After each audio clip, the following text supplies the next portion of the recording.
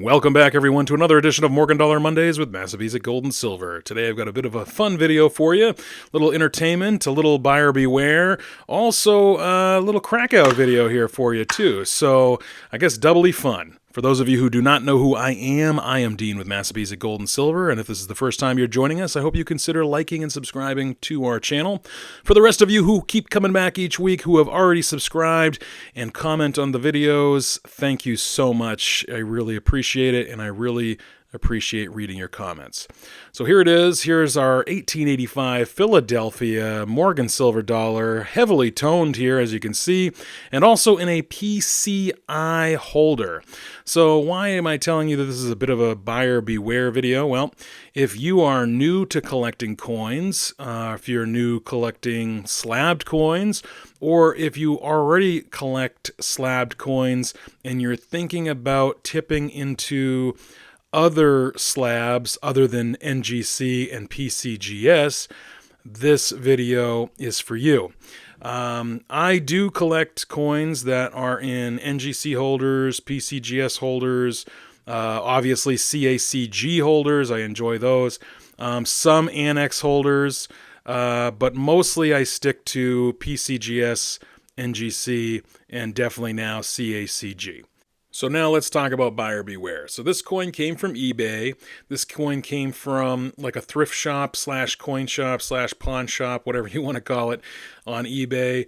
The photos that they used or put up for the auction look to me that they have heavily photoshopped these and enhanced the colors of the coin, which, you know, eBay doesn't do anything about, but you can see here, especially behind Liberty's head, there doesn't seem to be any contact marks, even above Liberty's head there as well. And all the colors, like I say, are very vibrant. So this is the coin. You can see right off that there are many contact marks all over this coin that you could not see in those photos. You'll also notice that the colors are not as vibrant as they were in those photos. And you can see a little bit better the luster here. In the photos, you really couldn't see the luster, which that's kind of a dead giveaway that the image has been played with, is that you don't see the luster. And you can see that this coin is quite lustrous, especially the reverse here. You can see a lot of luster. In those photos of the original auction, you really couldn't see the luster, which really is the first indication that you should not purchase the coin. The second indication is really the feedback of the seller. So when I went through the feedback about 3 to 6 months back on this particular seller, many people noted that the colors of the coin did not match the coin that was in the photos. Some people did talk about the contact marks as well, but mostly the comments, or the positive comments with questions in the comments, if you will, said that the color did not match. Obviously, this coin is toned. The colors to me look legitimate, but I do have some questions with this coin. You can see that it does have your typical cobalt blues, magentas, even the golden colors here that you typically see on naturally toned coins.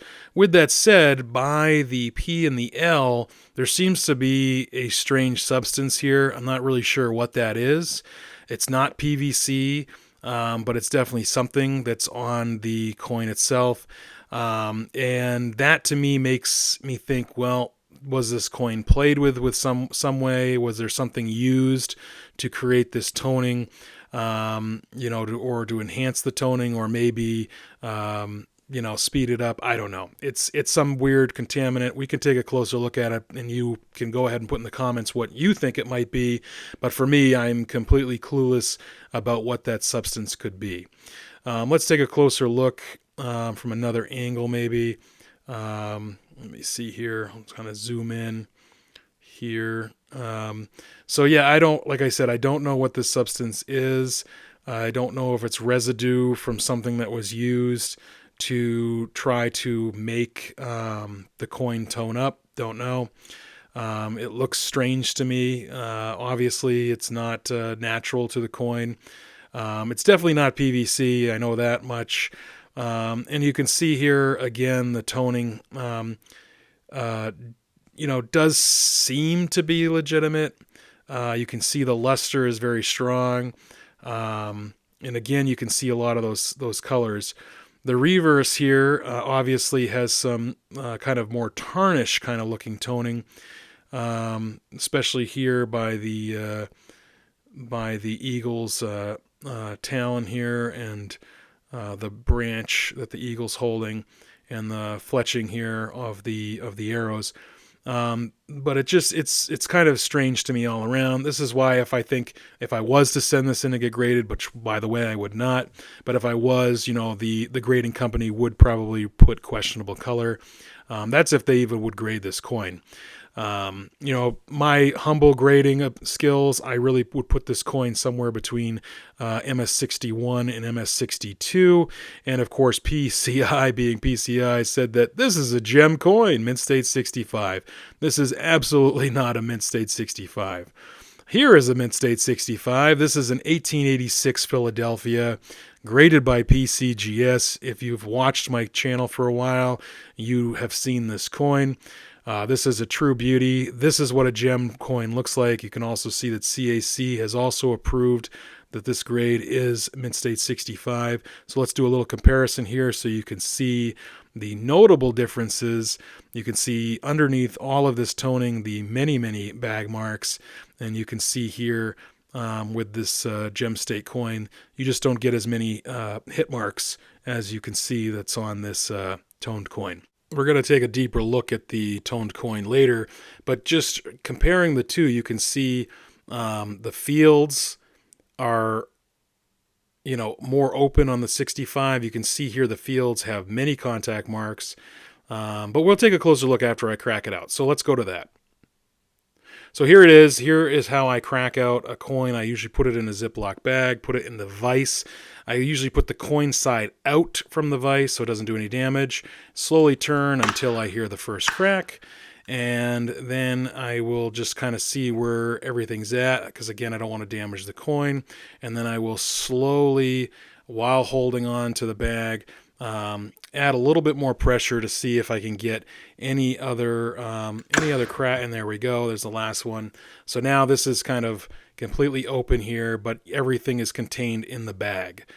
To me, that's the most important. Just in case there's anything coming off the coin, it's going to be in the bag, or coming off the holder, that is, it's going to be in the bag. It won't be going into, my face or anything like that.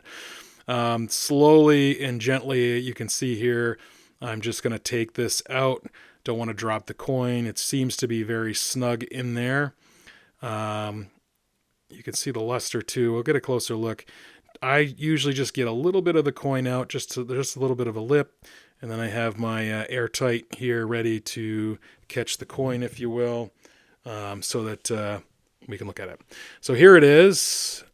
Sans the plastic. You can see it does actually have really nice luster, but you can see the contact marks a little easier now. And you can still see that it does have this really nice, rich color. Again, I really can't tell you if this is legitimate color or not, but we will take a closer look once we get it back inside. Here's all the pieces from the holder. You can see it cracked up really nice. Not too many splinters or anything like that. That's really what you got to look for or be wary about, is those splinters. Okay, so here we're back. Here it is, the coin.